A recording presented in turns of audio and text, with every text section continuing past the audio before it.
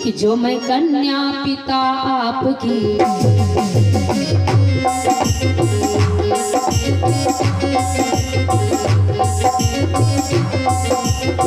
जो मैं कन्या पिता आपकी तो अमृत ले आऊंगी। कितनों कौन परीक्षत है वह के हाथ न आऊंगी।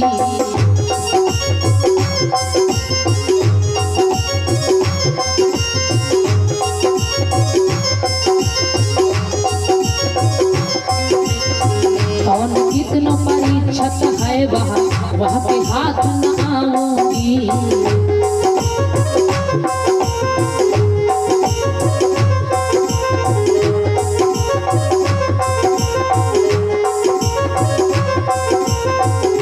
नमानी मृगनयनी में बास,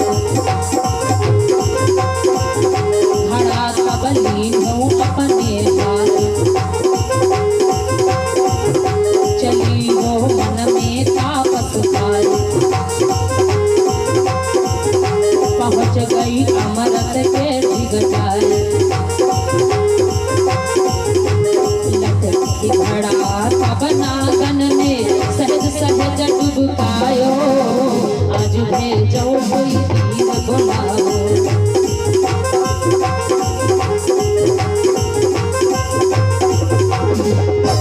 आज नागनी भक्तों पहुंच गई हस्तिनापुरी को घड़ा को लेकर के और परीक्षित पहरा दे रहा है। और जैसे नागिनी ने नवलदे ने उस घड़े को कुएं में डाला और जैसे घड़े के डूबने की आवाज को परीक्षित सुना। परीक्षित बंधु रात्रि का समय था, चौंक पड़ा और उठ करके बैठ गया कि सुन के वीर परीक्षित बोलो। परीक्षित उठ गया और बोलने लगा कि तू तो नारी का मन की जाई।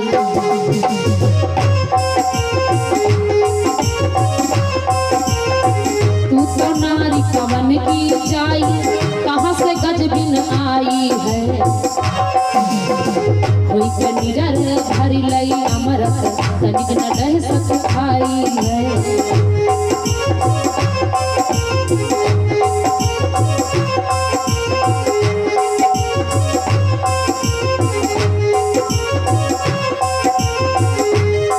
की है प्राण प्यारी,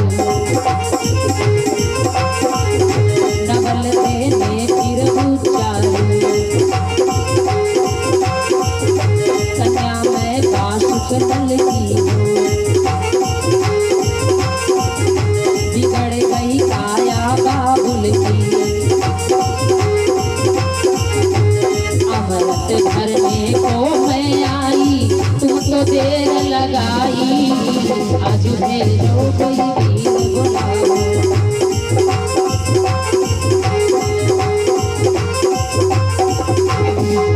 आज जैसे परीक्षित को पता चला तुम कौन हो, कहाँ से आई हो, किस राज्य से आई हो, किसकी बेटी हो, क्या तुम्हारा नाम पता है। नवलदे कहने लगी मैं बासुक दल की कन्या हूँ, मेरे पिता की काया बिगड़ गई है, कोढ़ी हो गए हैं, मैं अमृत लेने आई हूँ और तुमने तो इतनी देर कर दी। आज जैसे परीक्षित ने सुना तुम बासुक दल की कन्या हो, सुन के बचन खुशी भयो लाला। परीक्षित को बड़ी खुशी हुई क्योंकि पिता ने कपट किया है कि हमारे घर गर्भ ही खंडित हो गया, मेरे यहाँ गर्भ से कुछ पैदा ही नहीं हुआ और तुम वही गर्भ की कन्या हो। परीक्षित बड़ा प्रसन्न हुआ और बोल पड़ा कि तू तो नारी मांग मेरी नागुर।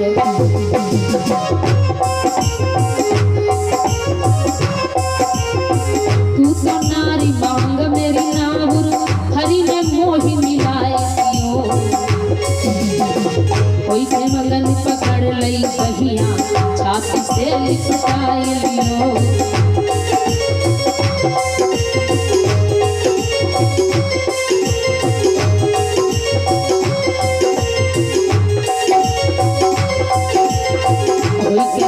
पकड़ लई बहिया, छाती से लिपटाई लियो।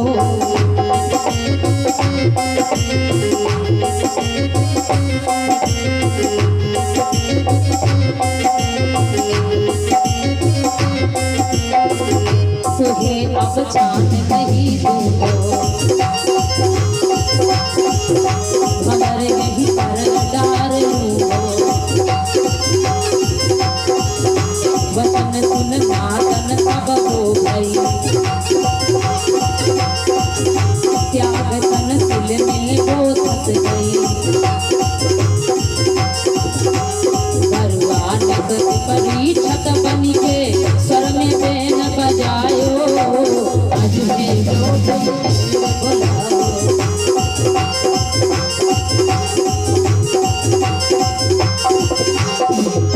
आज जैसे परीक्षक को पता चला बासुकनल की कन्या अरे तुम्हारे पिता मेरे बाबा से बाजी हारे हैं और तुम मेरी पत्नी हो पकड़ लिया परीक्षक और सीने से लगा लिया मैं तुम्हें जाने नहीं दूंगा अब मिल गई हो तो काहे को जाने दूं अब यही विवाह कर लूंगा यही भावरे को डाल लूंगा आज जैसे इतनी बात सुनी नवलदे भक्त बन गई नागन और एक पत्थर के नीचे घुस गई परीक्षक भी इतना चालाक स्वर में बैन बजाना प्रारंभ कर दिया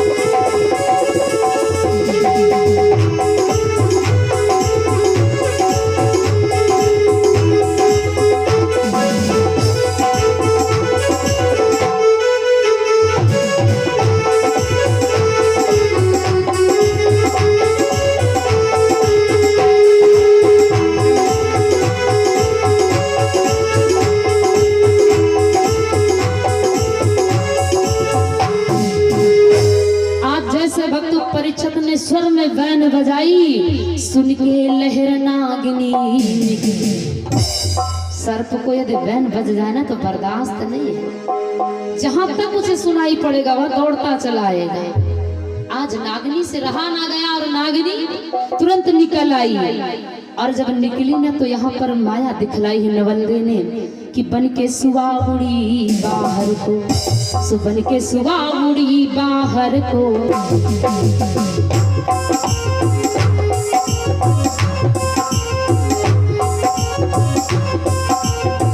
बन के सुबह उड़ी बाहर को से सुता बिछाधारी बन के पाठ परीक्षक छपटे पंजों में दई प्यारी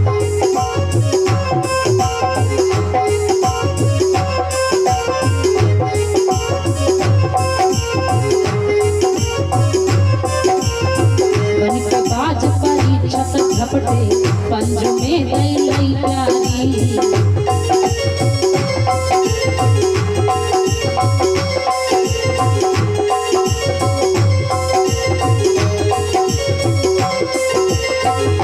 गिरी जल में तब मीन भई जल में पकड़ लियो तब बाल त्याग तन कुल में धस गई रूप को तरना चाहते गई अमृत दे के पति मया हो मानो बात हमारी तुझे जो कोई बुलाओ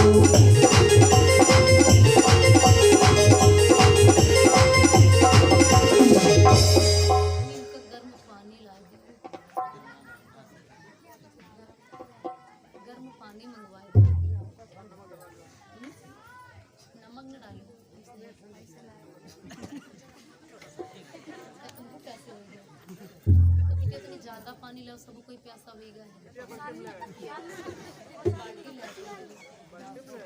बोलिए वृंदावन बिहारी लाल की। तो हाँ, कुछ लोग पीछे हो भैया, तुम मान लो अपन समय और काम नहीं बर्बाद कर रहे, जय बोल रहे हैं, कोई बात नहीं, आवाज जहां तक जा रही वहां से आ रही है। तो आज भैया जब वो नागनी चाल चली कि मैं बच जाऊं, सुआ बन करके उड़ गई, परीक्षित बाज बन गए और अपने पंजों में दबा लिया। कहाँ जाओगे उड़ करके? जब नवलदे की कोई चाल ना चली तो पूछने लगी, मुझे कारण बताओ, आखिर कारण क्या जो तुम मेरे इतना पीछे पड़े, मुझे क्यों नहीं जाने देते हो? परीक्षित ने कहा, देखो तुम्हारे पिता, अब की बात छोड़ो, हमारा तुम्हारा संबंध गर्भ में हो गया था, हमारा तुम्हारा संबंध गर्भ में हो गया था, क्योंकि हमारे बाबा जी ने जब पासा पलटा तुम्हारे यहाँ अमेरिका में पातालपुरी में जुआ का खेल हुआ, तो हमारे बाबा और तुम्हारे बाप की बाजी लगी थी, क्योंकि तुम्हारी माँ गर्भवती थी और हमारी माँ गर्भवती थी, और गर्भ में हमारे बाबा ने बाजी लगा दी थी और तुम्हारे पिता ने बाजी लगाई थी कि यदि हमारे घर कन्या तो तुम्हारे घर विवाह और तुम्हारे घर कन्या तो हमारे घर विवाह। तो तुम्हारे पिता ने अब की है चालाकी, वो हस्तिनापुर में विवाह करने के कारण उन्होंने चालाकी की, हमारे बाबा से झूठ बोले कि हमारे घर जो नागिनी गर्भवती थी, तो उस नागिनी के गर्भ से कुछ हुआ ही नहीं, गर्भ ही खंडित हो गया। लेकिन आज पता चला है कि गर्भ से हुआ है और तुम वही हो, तो इसलिए हमारा तुम्हारा संयोग और विवाह गर्भ में ही तय हो गया था, इसलिए तुम मेरी पत्नी हो, हम तुम्हें जाने नहीं देंगे। नवलदे सुन करके क्रोधित हुई, पिताजी जब गर्भ में मुझे हार चुके थे तो इतने दिन छुपाया क्यों मुझको? और अब परीक्षित की बात को मान लिया नवलदे और कहने लगी कि पति मेरी बात मानो और मेरे पर विश्वास करो, मुझे जाने दो अमृत लेकर के, और मैं तुम्हें तिरवाचा देती हूँ कि मैं ये अमृत पहुंचा करके शीघ्र वापस चली आऊंगी। आज नागनी अमृत को लेकर के जाती और भवन में पहुंचती है कि करके क्रोध पद्मिनी बोली। आज नवलदे को गुस्सा होती है, क्रोध आता है, और जिस समय महल में पहुंची कि पहुंची जाए महल बासुक के,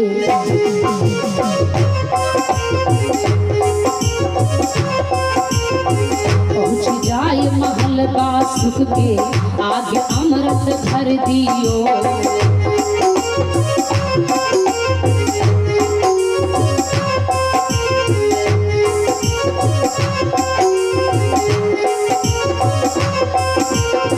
पहुंची जाए महल बासुक के, आगे अमृत धर दियो, नहला से सफल भई काया, अच्छी बेटी कर दियो,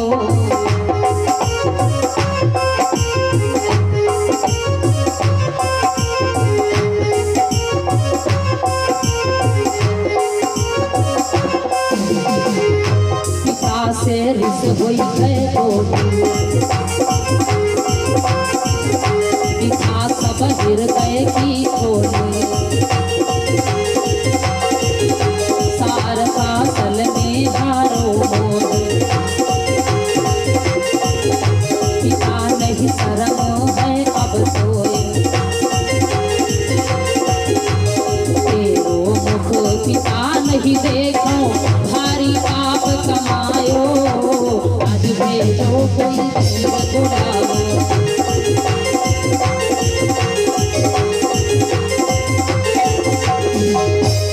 आज नवलदे पहुंची और पिता के जो पिताजी कोढ़ी हो गए थे ना, अमृत डाला, पिता की काया सफल हो गई, पिता की काया सुंदर हो गई। नागिनी क्रोध में आकर के बोल पड़ी, तू जैसा निर्लज्ज अधर्मी पापी तो कोई पिता होगा ही नहीं, क्योंकि आज तक तुमने मुझे मेरे पति से मिलने न दिया, तू अधर्मी है, अन्यायी है, और ऐसे पिता के घर में रहना स्वीकार नहीं कर सकती। आज नवल दे इतना कह करके अपने पिता और हस्तिनापुरी की तरफ प्रस्थान कर दिया। और वहां परीक्षित इंतजार कर रहा है कि देखत बाट परीक्षित ठाड़ हो,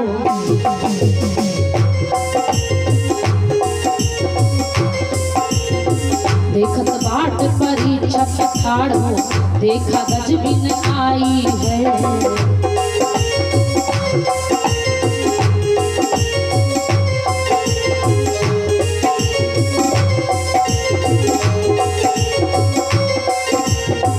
देखत बाट परीक्षित ठाड़ हो, देखा गजबिन आई है। चंदा सूरज सी सुंदर जोड़ी विधि ने खूब बनाई है।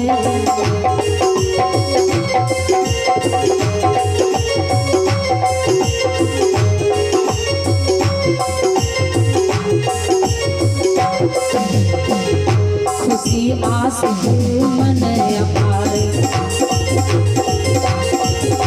हमारे घर पर लीनू है डार। कुछ न लगे दिल में नहीं करार, भई फूल न सैया तैयार। सोची हे राम कहें दोनों ने हंसी हंसी मौज मनायो। आज भेजो कोई बुलाओ,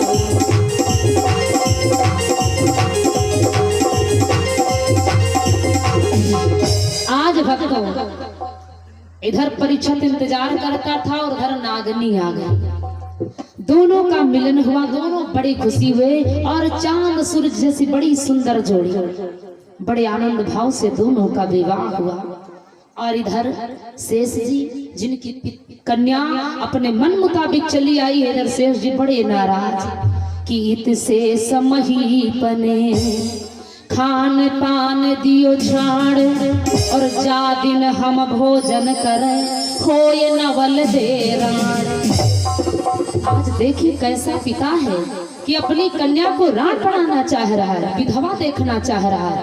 ऐसा पिता है शेष। आज शेष जी ने संकल्प किया कि मैं अन्न जल तभी ग्रहण करूंगा जब नवल दे विधवा हो जाएगी। इतना मन में प्रण करके कि बास कुमाने बैर परीक्षित को हनि डारो, और सबसे बढ़िया नागयक भेज दियो तबकार।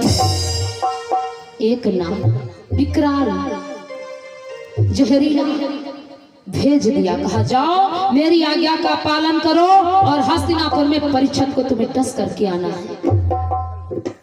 वासु शेष जी समस्त सर्पों के राजा हैं और राजा की आज्ञा कौन प्रजा नहीं कर सकती है। आज वो जहरीला सर्प चलते हुए पहुंच गया कि उड़त जात लहरात पवन सो, कि घड़ी न बीतो ना पल बीता।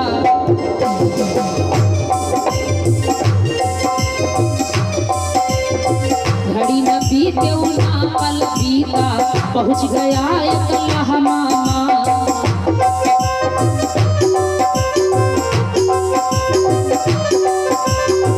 घड़ी न बीते ना पल बीता, पहुंच गया एक लहमामा।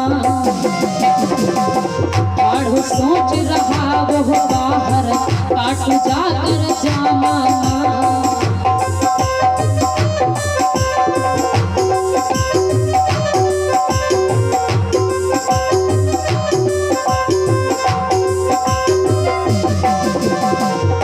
चलो खाए खार भरी बादन में खूब उमंग। पहुंच गयो वीर परीक्षित राय, पलंग पर बैठो मूड़ मुड़ाय। उड़ के अन्न गिरो पट भीतर, यह हिम्मत तब हारो। आज भाई कार चलो कुछ तारो।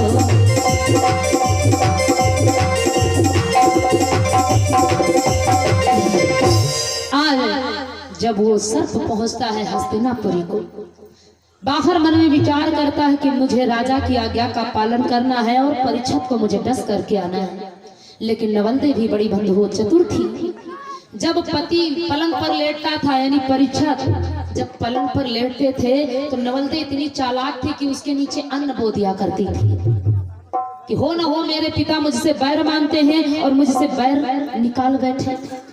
इसलिए बड़ी चतुराई से जब बंधुओं वो सर्प पहुंचा परीक्षित को डसने के लिए, और जैसे लंबी फुंकार भरी उस सर्प ने एक अन्न, जो हस्तिनापुरी का अन्न था, एक अन्न उस सर्प के घट के अंदर उतर गया, यानी नीचे उतर गया, पेट को पहुंच गया। जब पेट को पहुंच गया, आज सर्प की हिम्मत टूट गई। देखिए भैया, जीवों से सलाह लीजिए, पक्षियों से सलाह लीजिए कि धर्म क्या है, लेकिन आज का मानव जी की खात वह सत्य धोखा करता है। जिसकी खाता उसी का पाया तो शीश काट ले, आज का मानव ये करता है। लेकिन आप सर्पों से ज्ञान लीजिए कि एक अन्न चला गया मुंह के अंदर, हिम्मत टूट गई कि अब तो हम इसका अन्न खा लिए, इसके साथ तो धोखा हम कर ही नहीं सकते। आज वो सर्प पीछे को मुड़ गया कि नप को डस गई अन्नयक भास। अब तो मैंने हस्तिनापुरी का अन्न खा लिया है, अब मैं डस नहीं सकता हूँ कि उल्टो बगती चले पीछे को।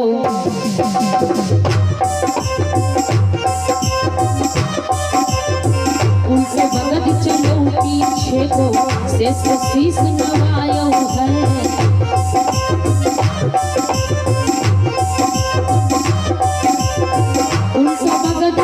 पीछे को शेष शीश नवायो है। वाको हाल कहो राजा से, सबको ज्ञान सुनायो है।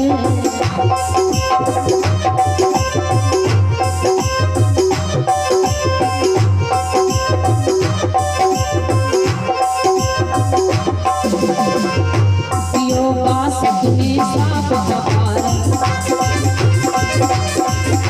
आज से तू महामक्कार, सभा में फिर से बीड़ा डार। खाई के तक्षक भय तैयार,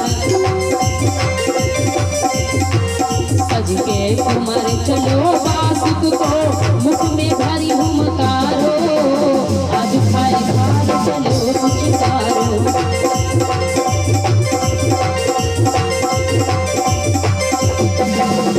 बंधुओं, आज वो सर्प पीछे को लौट गया कि मैं अब परीक्षित को नहीं डस सकता हूँ, इसका अन्न खा लिया। और जब पीछे लौट गया, कहाँ पर पहुंचा? पातालपुरी, बासुक के दरबार। कहने लगा, महाराज मैं आपकी आज्ञा को पूरा नहीं कर पाया, क्योंकि जब मैं वहां पर पहुंचा एक अन्न मेरे मुंह में चला गया। मैंने पुकार तो भरी डसने के लिए, लेकिन अन्न मेरे अंदर चला गया। तो महाराज में लौट आया और आपकी आज्ञा का पालन न कर सका। क्रोधित हो गए महाराज, बासुक श्राप दे दिया। आज से मैं तुम्हें श्राप देता हूँ, तुमने मेरे साथ में मक्कारी की है, और जाओ तुम दुमुहे हो जाओ। तभी से भैया जो दुमुहा सांप है ना, ये तभी से दुमुहा सांप हुआ है, इसको बासुक का श्राप लगा। आज इस बात को जब बासुक का पुत्र तक्षक सुना, कहने लगा, तक्षक पिताश्री आपकी आज्ञा का पालन मैं करूंगा और मैं जाऊंगा हस्तिनापुरी और परीक्षित को डस करके आऊंगा। आज जिस समय चलता है तक्षक तो बड़ी चतुराई से, मायावी विद्या से कि पहुंचे जाए चमन राजा। आज तक्षक की चतुराई देखिए बंधु। एक भाई अपनी बहन का सुहाग उजाड़ने जा रहा है, और यहाँ भाई अपने बहन की सुहाग की रक्षा करते हैं। आज जब वो तक्षक पिता की आज्ञा को मान करके चलता है कि सुंदर बैर अनेकों बन के,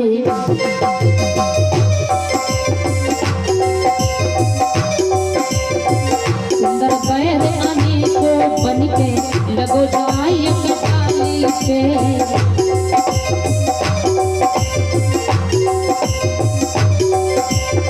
सुंदर बैर अनेकों बन के, लगो जाए कटाली के। एक सुघड़ तबीयत है रानी, सज के तन मन लाली पे।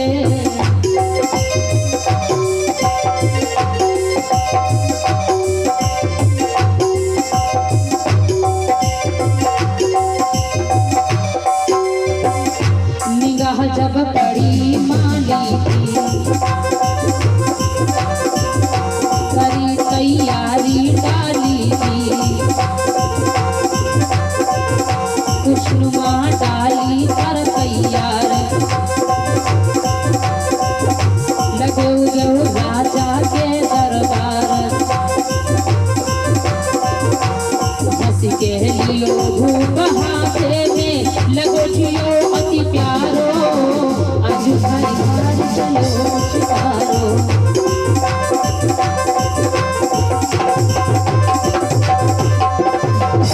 आज बंधुओं तक्षक की मायावी देखिए, मायावी क्रिया। तक्षक जब चला पिता की आज्ञा मान करके तो जा करके हस्तिनापुरी में जो बाग था और जो बैर का पेड़ था बिन मौसम के जा करके बैर बन करके पेड़ में लग गया। मालियों ने देखा इतना सुंदर बिन मौसम के। अच्छा कुछ ऐसा होता है कि जिस चीज का मौसम होता वो चीज थोड़ा कम पसंद आती है और जिस चीज का मौसम नहीं होता वो चीज ज्यादा प्रिय लगती है। माली ने जब देखा उस बैर को तोड़ लिया और तोड़ करके राजा के महल में भिजवा दिया कि आज महाराज जब बिन समय के बैर पाएंगे तो मेरे ऊपर बड़े प्रसन्न होंगे। जिस समय वो बैर पहुंचा महल में, इधर नवल देखती है। नवल दे जैसे देखा कि देखत परख नवल दे लीन हो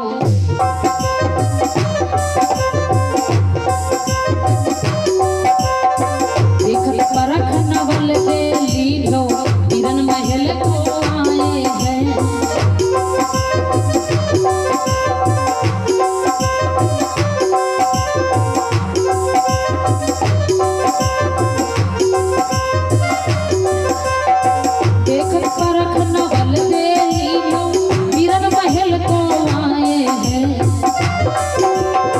रखी हो लाज मेरी चुरियन की ये सवा धरी आयो है।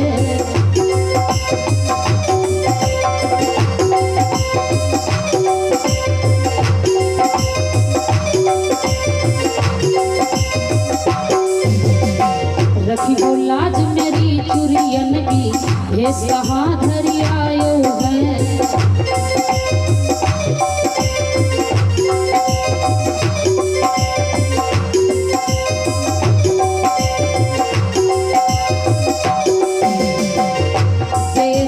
जइयो धाजू भाग बिरन मेरो तेरे हाथ सुहाग बुलाओ पंग पलंग दियो डाल खैर ना है मेरे भरताल जुलमी आई गयो महलन में तुम तो पग मत धारो भाई धार चलो घुमकारो।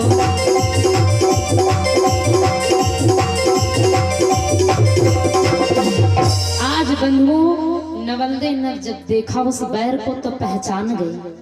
कहने लगी भैया अरे मेरी इन चूड़ियों की लाज रखो, मेरे इस सिंदूर की लाज रखो भैया, और जहां से तुम आए वहीं लौट जाओ भैया। मैं तुमसे हाथ जोड़ करके निवेदन करती हूँ कि मेरा सुहाग तुम्हारे ही हाथ है भैया, तुम लौट जाओ। लेकिन तक्षक वो कहाँ लौटने वाला।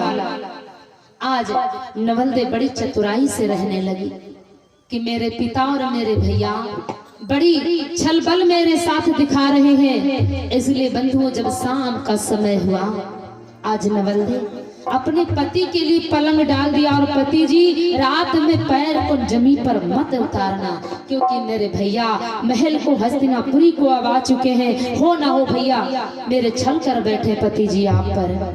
आज दोनों जब रात्रि का समय होता है बंधुओं पलंग के ऊपर कि डाल गले गल बहिया सोई गए,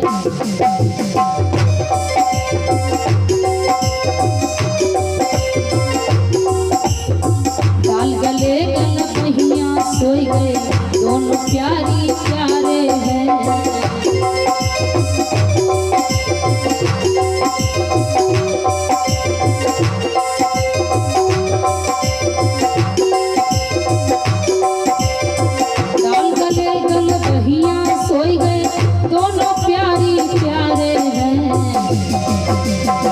इतने में सर्फ वो तक्षक बनी गयो, तक्षक बादल खारे हैं।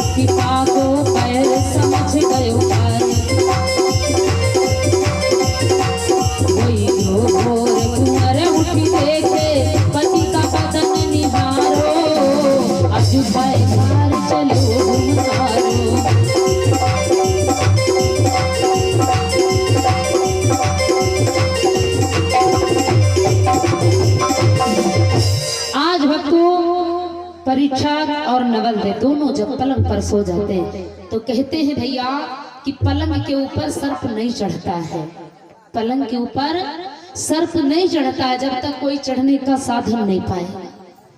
आज भी प्रमाण है, आज परीक्षक और नवल दे दोनों एक ही पलंग पर ले